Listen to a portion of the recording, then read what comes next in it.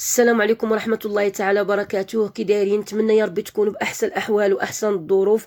وأول حاجة هي تعزينا الحارة لجميع الضحايا ديال الزلزال. الله يرزقكم الصبر لأهلهم وداويهم، يا ربي يرزقهم الصبر والله يرحم موتانا ويا ربي يجعلهم من الشهداء والصديقين يا رحمن يا رحيم.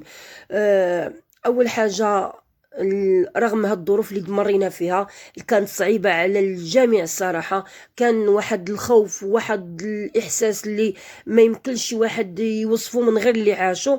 ولكن نحمدو سيدي ربي ونشكروه لان اللي جات من عند الله مرحبا بها. ولكن كانت واحد الحاجه اللي هي ايجابيه اللي فرحات بزاف بزاف بزاف الناس، اللي هي التضامن اللي ما عمري شفتو في حياتي ولا شفتو عند شي وحدين عند دول اخرين. نيشان ما وقعوا كوارث، وقعوا بزاف الحوايج وما كانش التضامن كما شفت التضامن في بلادي والحمد لله.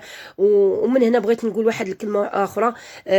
اي واحد بغى يصدق في سبيل الله وبغى يعطي شي حاجه وحده، يتاكد لمن غادي يعطي.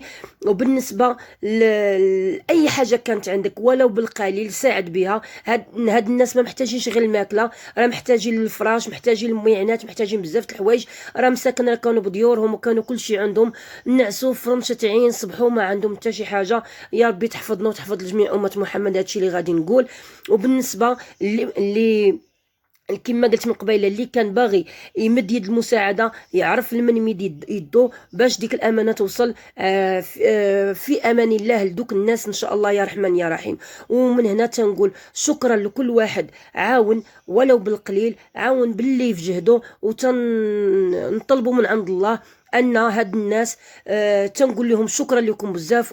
وتنقول لهاد الضحايا كاملين قلوبنا راه معاكم، ويا ربي يا رحمن يا رحيم يكون معاكم ويوقف معاكم يا ربي.